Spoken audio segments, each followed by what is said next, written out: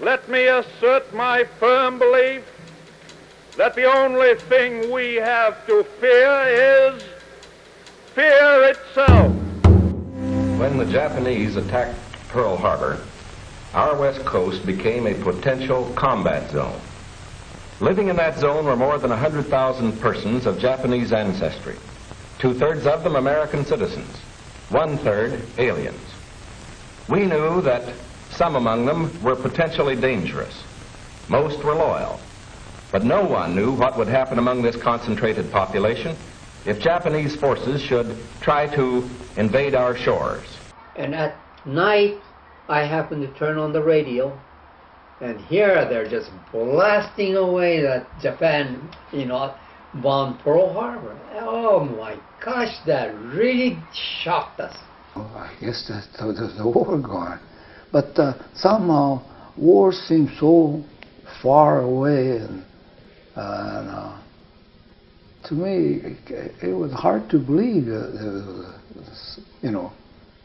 and especially Japan fighting, we couldn't believe it. So the military and civilian agencies alike determined to do the job as a democracy should, with real consideration for the people involved. First attention was given to the problems of sabotage and espionage. Japanese fishermen had every opportunity to watch the movement of our ships. Japanese farmers were living close to vital aircraft plants. That is why the commanding general of the Western Defense Command determined that all Japanese within the coastal area should move inland. Notices were posted. All persons of Japanese descent were required to register.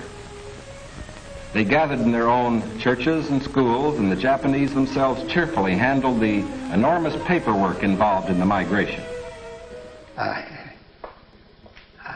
They said we got to get ready to move, and I guess I was a fighter. I mean, at that meeting I fought. I said, no, we should stand here and fight this thing. Once we give up our home, that's it. And I was the only one. So, yeah.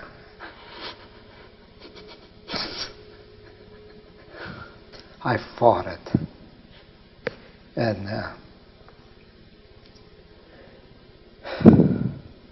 I don't know how many guys, but they came after me, and they carried me out of that hall and dumped me outside, and they won't let me go back in.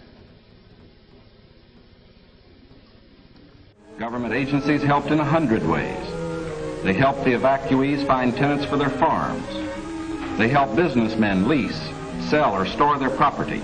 But quick disposal of property often involved financial sacrifice for the evacuees. Behind them, they left shops and homes they had occupied for many years.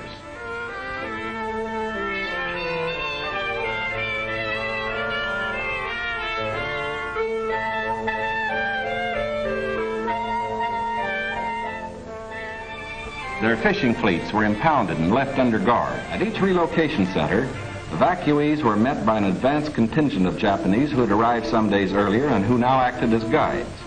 Naturally, the newcomers looked about with some curiosity.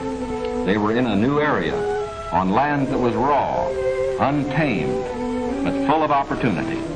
Here they would build schools, educate their children, reclaim the desert. Special emphasis was put on the health and care of these American children of Japanese descent. Their parents, most of whom are American citizens, and their grandparents, who are aliens, immediately wanted to go to work. At Manzanar, they built a lath house and began rooting guayuli cuttings. The plants, when mature, will add to our rubber supply. In areas away from the coast and under appropriate safeguards, many were permitted to enter private employment, particularly to work in sugar beet fields where labor was badly needed. Now, this brief picture is actually the prologue to a story that is yet to be told.